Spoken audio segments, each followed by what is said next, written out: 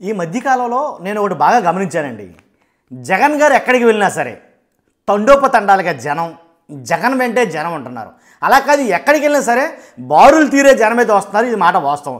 కాకపోతే అధికారంలో లేకపోయినా జనాదరణ అయితే మాత్రం జగన్ గారికి ఏమాత్రం తగ్గలేదంటలో ఎలాంటి సందేహం లేదు. రాసి పెట్టుకోవచ్చు దాంట్లో. కాకపోతే ఇప్పుడు జగన్ గారు వచ్చారంటే జనం వచ్చారంటే నాకు అందం ఏంటి, జగన్ గారి సభలో జనం ఉన్నారంటే నాకు అందం. కానీ టీడీపీ వాళ్ళు వెళ్ళిన సభకు కూడా, టీడీపీ వాళ్ళు మాట్లాడుతున్న, మంత్రులు మాట్లాడుతున్న, ఎమ్మెల్యేలు మాట్లాడుతున్న సభలో కూడా జగన్ సీఎం జగన్ అనే పేర్లు వినపడతా ఉంటే నిజంగా వాళ్ళకి ఎలా ఉంటుందండి? వాళ్ళకి ఎలా ఉన్నా కానీ జగన్ గారి అభిమానులకి, కార్యకర్తలకి, నాయకులు మాత్రం గూస్ బంప్స్ అంటారా, గూస్ పింపుల్స్ అంటారా, మొత్తానికి అవి మాత్రం ఎక్కువ వస్తాయి అన్నమాట. దాంట్లో ఎలాంటి డౌట్ లేదు. ఎలా అంటే అలాంటి సంఘటనే పల్నాడు జిల్లా నరసరావుపేటలో కృష్ణవేణి కాలేజీలో వార్షికోత్సవం సందర్భంగా నిర్వహించిన ఈ కార్యక్రమంలో ఎవరైతే ఈ కార్యక్రమానికి నరసరావుపేట ఎంపీ లావు కృష్ణదేవరాయలు, అలాగే ఎమ్మెల్యే అరవింద్ బాబు, అలాగే నల్లపాటి రాము వీళ్ళంతా హాజరై మాట్లాడుతున్నారు.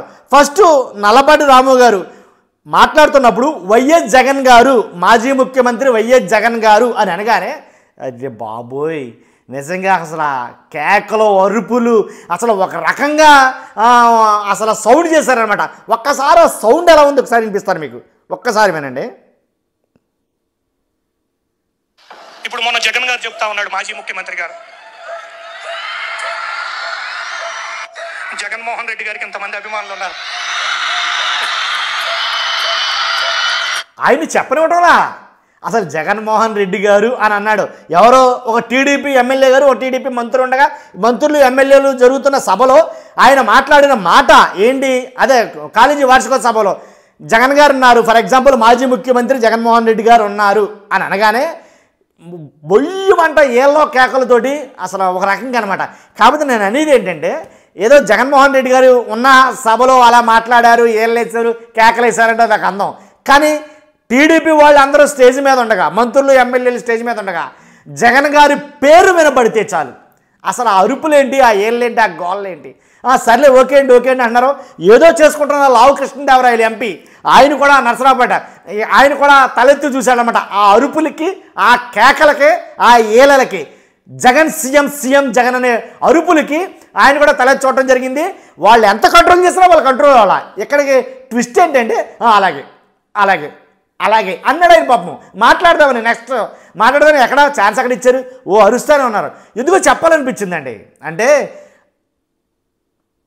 జననేత లేకపోతే జననాయకుడు ఏదైనా అనుకోండి, మొత్తానికి అధికారంలో లేని వ్యక్తికి కూడా అంత అండదండలతోటి అంత జనాదరణ ఉండేసరికి మాట్లాడాల్సి వచ్చింది, మాట్లాడేలా చేయాల్సి వచ్చింది.